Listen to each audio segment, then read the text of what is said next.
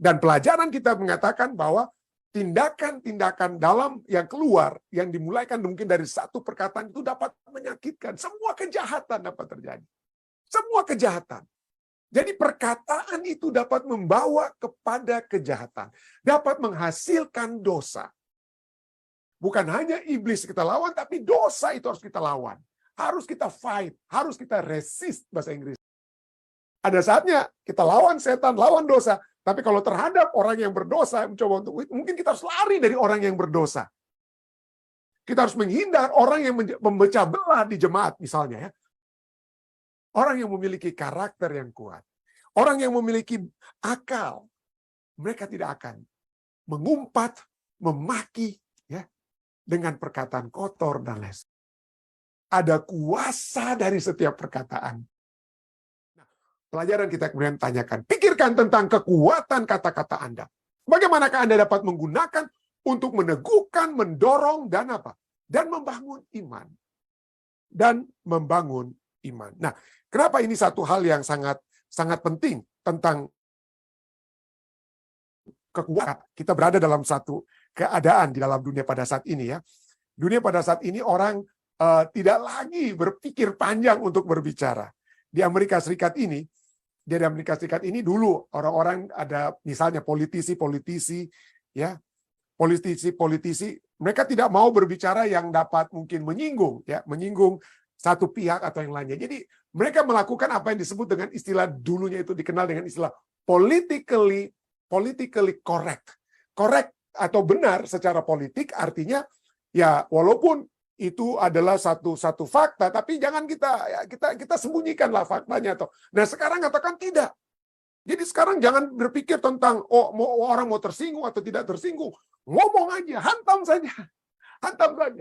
Ya, bicara saja. Orang-orang biarlah orang membuat pilihan. Orang membuat pilihan sehubungan dengan apa ya? Biarlah orang membuat pilihan sehubungan dengan kalau mereka mendengar perkataan dari saya, misalnya saya seorang politisi. Nah, masalahnya perkataan itu sangat penting. Ya. Kenapa? Karena perkataan itu dapat menghasilkan satu tindakan.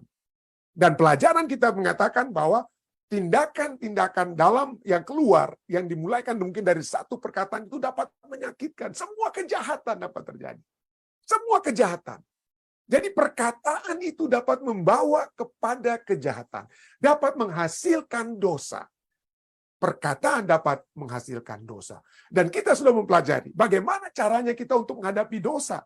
Ya, kita sudah pernah pelajari waktu lalu, nah kita sedikit ulang. Bagaimana dosa itu harus pertama-tama dapat kita lawan. Kita harus dapat melawan dosa. Firman Tuhan berbicara tentang melawan dosa ini misalnya Yakobus 4 ayat 7. Karena itu tunduklah kepada Allah dan lawanlah iblis. Fight the devil. Fight, resist. Bahasa Inggrisnya resist the devil. Maka ia akan lari daripadamu. Jadi lawan, fight, lawan. Apalagi 1 Petrus 5 ayat 89. Sadarlah dan berjaga-jagalah. Lawanmu si iblis berjalan keliling sama seperti singa yang mengaum-ngaum dan mencari orang yang dapat ditelannya. Lawanlah dia. Lawanlah dia dengan iman yang teguh. Sebab kamu tahu bahwa semua saudaramu seluruh dunia menanggung penderitaan yang sama. Lawan. Dan Ibrani. Bukan hanya iblis kita lawan, tapi dosa itu harus kita lawan. Harus kita fight, harus kita resist bahasa Inggrisnya ya. Ibrani 12 ayat 4, dalam pergumulan kamu melawan dosa, kamu belum sampai mencucurkan darah. Poin kedua, kalau melawan dosa, menghadapi dosa, pada saat berhadapan dosa, mungkin bukan lagi fight, tapi ada saat tertentu kita harus flight. Bukan lawan, tapi lari. Ya, seperti tadi saya katakan tadi, kita berikan contoh bagaimana Yusuf, apa yang dia lakukan. Pada saat istri Potifar memegang baju Yusuf, marilah tidur dengan aku. Tapi Yusuf menanggalkan bajunya di tangan perempuan itu dan ia lari keluar. Ada saatnya kita lawan setan, lawan dosa. Tapi kalau terhadap orang yang berdosa, mencoba untuk mungkin kita harus lari dari orang yang berdosa. Ya, itu dosa kita lawan, setan kita lawan. Tapi orang yang berdosa yang mengajak kita untuk berdosa mungkin kita harus lari. Kenapa? Biar Tuhan yang hadapi dia. Mungkin begitu ya. Biar Tuhan yang menghadapi orang yang berdosa. Itu bukan urusan kita dengan kata lain. Tapi Yusuf lari. Dia lari keluar. 2 Timotius 2:23. Sebab itu jauhilah ya. Jauhilah nafsu orang muda. Kejarlah keadilan, kesetiaan, kasih, damai, bersama-sama dengan mereka yang bersuka pada Tuhan dengan hati yang murni. Dalam 2 Timotius 2:22, jauhkanlah juga dari apa? Dari percabulan. Ini ayatnya saya belum sempat rubah ya, tapi jauhkanlah dirimu dari percabulan. Ada satu ayat menyebutkan hal tersebut ya. Jadi jauhilah atau flee atau lari. Flee artinya flee from youthful passion, lari dari nafsu orang muda, lari dari sexual immorality, lari dari percabulan. Tapi ada yang ketiga. Ada yang ketiga. Yang pertama kita fight, kita lawan. Yang kedua, kita lari. Tapi yang ketiga, jangan sampai bertemu. Sampai kita harus lari atau kita lawan. Ya, jangan sampai. Artinya kita menghindari. Avoid. Hindar. Menghindar. Ya, itulah sebabnya kita harus menghindar orang yang memecah belah di jemaat misalnya. Ya. Menghindari pemecah belah jemaat. Roma 16 ayat 17. Rasul Paulus katakan, aku menasihatkan kamu, saudara-saudara, supaya kamu waspada terhadap mereka yang bertentangan dengan pengajaran yang kamu telah terima.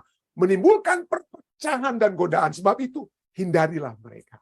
Jadi nggak usah dilawan orang-orang yang membuat perpecahan, nggak usah dilawan, nggak usah kita lari dari mereka, tapi kita hindari aja. Percuma dengan kata lainnya, yang hanya menimbulkan perpecahan. Apalagi menghindari apa? Persoalan yang dicari-cari, percecokan yang nggak benar, yang nggak perlu, dan pertengkaran yang nggak perlu. Titus 3 ayat 9 berkatakan, tetapi hindarilah persoalan yang dicari-cari dan yang bodoh. Ya, persoalan yang foolish controversy. Ya, foolish controversy ya. Jadi ada begitu banyak teolog-teolog yang sering kali mencoba untuk di zaman abad pertengahan ya. Kalau Allah itu maha kuasa, sering mereka bilang gitu. Kalau Allah itu maha kuasa, dapatkah Allah membuat batu yang dia sendiri tidak dapat angkat? Waduh, itu kan foolish controversy, persoalan yang dicari-cari dan yang apa? Dan yang bodoh. Ya, itu seringkali terjadi. Apalagi persoalan silsilah, orang-orang di zaman Rasul Paulus, oh saya ini keturunan ini, saya ini keturunan ini. Silsilah itu penting sekali bagi orang Yahudi untuk menunjukkan apa mereka itu keturunan Lewi dan lain sebagainya, atau mereka ini dari keluarga ini dan lain sebagainya. Itu menjadi masalah. Itu pertengkaran, ya. Dan juga pertengkaran mengenai hukum Taurat. Ini bukan berbicara tentang hukum Taurat 10 firman Tuhan, jangan kamu membunuh dan lain sebagainya. Ini berbicara tentang hukum Taurat yang bagi kebanyakan orang Yahudi itu masih berpikir, kita harus melakukan perintah-perintah hukum Taurat seperti apa? Upacara-upacara korban dan lain sebagainya itu tidak perlu lagi. Ya, hukum Taurat itu termasuk orang-orang Israel itu pada saat mereka kalau ke pasar, pulang dari pasar harus apa? Celupkan tangan mereka di atas air, karena itu hukumnya ya, hukum mereka supaya mereka tidak lagi najis. Karena mungkin di pasar bersentuhan dengan orang-orang berdosa. Ya. Jadi itu tidak berguna dan sia-sia belaka. Jadi itu harus kita hindari. Persoalan yang dicari-cari yang menimbulkan pertengkaran. Apalagi omongan kosong. Oke. Omongan kosong. 2 Timotius 2 ayat 16.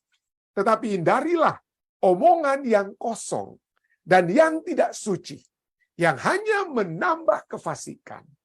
Jadi pada saat kita mendengarkan orang berbicara, adakah pembicaraan tersebut, entah itu joke, ya ada surah orang suka sekali dengan apa istilahnya green joke, ya, lelucon-lelucon yang ngeres-ngeres orang bilang begitu ya. Adakah itu menambah kesucian kita atau kefasikan? Mungkin itu pertanyaan yang harus kita tanyakan. Kenapa? Ini bahasa Inggrisnya dari 2 Timotius 2 ayat 16 katakan, but shun, hindarilah, shun, profane and idle babbling, for they will increase to more ungodliness. Artinya, omongan kosong itu yang artinya yang tidak ada isi. Profane, omongan kotor, artinya omongan yang kotor dan kosong yang artinya tidak ada isi, tidak ada manfaatnya. Omongan kotor. Ya, kita sudah sering bahas ya. Cukup menarik, Presiden Amerika Serikat yang pertama, yang bernama George Washington, dia katakan apa? Bahwa the foolish and wicked practice, praktek yang apa? Yang bodoh dan jahat, ya. Praktek yang bodoh jahat itu dapat terjadi pada saat apa? Pada saat kita apa? Mengutuk, ya, cursing, ya, profane cursing and swearing. Pada saat kita menggunakan kata-kata kotor, itu adalah satu apa? Praktek yang dikatakan bodoh dan jahat. Bodoh dan jahat, orang yang mengutuk itu adalah yang mengutuk atau orang yang memaki, orang Manado bilang ya, maki-makian, perkataan kotor, itu adalah orang yang bodoh dan yang jahat. Ya, dikatakan apa? Kejahatan yang begitu adalah kejahatan yang begitu kejam. Is a vice so mean. Kejahatan yang begitu kejam dan rendah, sehingga setiap orang yang berakal dan berkarakter akan membenci dan menolak perkataan yang kotor dan perkataan-perkataan yang maki-makian atau umpatan-umpatan tersebut. Jadi, kalau orang yang memiliki karakter yang kuat, orang yang memiliki karakter yang kuat, orang yang memiliki akal, mereka tidak akan mengumpat, memaki, ya, dengan perkataan kotor dan lain sebagainya. Kalau kita mendengar, artinya bagi saya pernah muda, terus terang saja. Saya pernah mengucapkan dalam bahasa Manado perkataan-perkataan kotor tersebut, ya. Pada saat saya masih di SMA, seringkali menggunakan juga sampai mahasiswa kadang-kadang seringkali ada perkataan-perkataan kotor yang keluar. Tapi adakah itu membawa kita untuk menjadi lebih suci? Menjadi lebih baik? Ya. Kenapa? Kalau kita bukan hanya pelajaran kita katakan, perkataan yang kotor, yang mengumpat itu bukan hanya harus ditekan. Bukan hanya harus ditekan, tapi harus diganti. Diganti dengan perkataan yang membawakan kebaikan, membawakan kekuatan, yang membangun. Kenapa? Kalau kita sudah terbiasa, sebenarnya perkataan kotor, umpatan, makian itu adalah refleksi, gambar dari apa yang ada di dalam karakter kita. Seperti yang dikatakan oleh George Washington. Apa yang ada di dalam diri kita. Tidak heran, firman Tuhan dalam Matius 15, ayat 18-19 katakan apa? Apa yang keluar dari mulut. Kalau itu yang keluar kata-kata makian, keluar kata-kata umpatan, kata-kata kotor. Dikatakan itu berasal dari hati. Apa yang keluar dari mulut itu berasal dari hati, dan itulah yang menajiskan orang. Yesus berkata kepada orang-orang Yahudi pada zamannya, kenapa murid-muridmu itu kok tidak ikut upacara untuk cuci tangan sebelum mereka makan dan lain sebagainya? Nggak peduli, sudah. Yang lebih penting itu bukan yang dari luar ke dalam, tapi yang dari dalam keluar. Ya, perkataan yang keluar dari mulut itu berasal dari hati. Itulah yang menajiskan orang. Ayat 19. Karena dari hati timbul segala pikiran yang jahat, pembunuhan, perzinahan, percabulan, pencurian, sumpah palsu, dan hujat. Sumpah palsu dan hujat. Tapi kalau hati kita adalah hati yang diperbaharui, kalau kita telah mengenakan jubah kebenaran Kristus, kalau kita telah menjadi manusia baru, memiliki satu hubungan dengan Roh Allah dan firman Allah, apa kata-kata yang akan keluar? Umpatan, perkataan kotor, makian, ya? Tentu saja tidak, ya. Kita sudah membahas tadi malam tentang perkataan yang dikatakan apa? Perkataan yang kotor. Ya, jangan ada perkataan kotor, ya, yang keluar dari mulutmu. Tapi pakailah perkataan yang baik untuk membangun di mana perlu, supaya mereka yang mendengarnya beroleh kasih karunia. Perkataan kotor, busuk, tidak berharga, tidak berguna, harus dibuang, harus dimuntahkan, yang bukannya untuk kita apa? Gunakan. Dan inilah saya akan tambahkan. Kita sudah bahas itu ayat tadi dan pengertiannya. Tapi di dalam Efesus 4 ayat 29 menurut versi bahasa Inggris, bukan New King James Version atau New International Version, tapi menurut Message Version dikatakan apa? Watch the way you talk. Perhatikan cara Anda bicara. Let nothing foul or dirty. Jangan biarkan apapun yang busuk dan kotor, ya, keluar dari mulut Anda. Katakan hanya apa yang dapat membantu orang lain. Kenapa? Karena setiap kata adalah hadiah. Ya, setiap kata adalah hadiah. For each word is a gift. Setiap kata keluar dari hati kita yang dekat dengan Tuhan, Tuhan yang memberikan kasih karunia-Nya, memberikan perkataan yang baik dalam diri kita. Perkataan tentang pengampunan, tentang kasih Allah yang baik kepada kita. Dan kata yang ada yang baik yang telah Allah berikan hadiah kepada kita, yang ada dalam diri kita, itulah hadiah yang juga dapat kita berikan kepada orang lain. Apa ini penting? Apa ini betul-betul dapat membantu? Di tahun 2000, ini satu peristiwa yang betul-betul terjadi. Ya, menarik sekali. Ada satu penjara yang paling terkenal, ya, paling terkenal di Amerika Serikat di tahun hampir sampai tahun 1995. Sampai tahun 1995, ini penjara ini Namanya disebut dengan penjara Angola di Louisiana State, di negara bagian Louisiana, yang orang-orang sebut penjara ini namanya Angola, atau namanya lainnya adalah tempat pertanian. Tetapi ini adalah disebutkan dalam, ada satu majalah di tahun 1954, Collier Magazine, menyebutkan penjara ini sebagai the America Worst Prison, penjara yang paling buruk di Amerika. Ya. Orang-orang yang pernah keluar dari penjara tersebut menyatakan bahwa penjara itu adalah hell on earth. Itu adalah neraka di bumi. Mengerikan sekali. Kenapa orang saling hantam, saling berkelahi, waduh, babak belur, atau pokoknya penjara yang bagaikan neraka di bumi. Tetapi di tahun 1995 datanglah kepala sipir atau kepala sipir baru tahun 1995 yang bernama Burl Cain. Burl Cain ini dia menjadi kepala sipir atau penjara di tempat tersebut. Dan dia merubah. Penjara ini milik federal. Ya, dia milik federal artinya seperti sekolah itu tidak boleh ada agama atau apa. Tidak ada boleh orang berdoa dan lain sebagainya. Tetapi dia bilang, saya tidak peduli. Walaupun ada orang protes. Oh, ini kan penjara Angola ini yang di Louisiana State ini kan dibiayai oleh pemerintah federal. Jadi tidak boleh ada orang yang berdoa. Tidak boleh ada tentang Tuhan, kerohanian. Warden ini katakan, saya tidak peduli. Lalu apa yang dia buat? Ini yang dia buat. Pertama, peraturan yang dia buat adalah dia forbade cursing. Tidak boleh ada orang yang memaki. Dihukum kalau kita memaki. Kalau tidak memaki, ada hadiah diberikan. Ya, kalau satu minggu. Jadi dia buat ada reward and punishment. Kalau ada yang memaki dapat hukuman sampai parah, ada masuk ke tempat yang dingin dan lain sebagainya.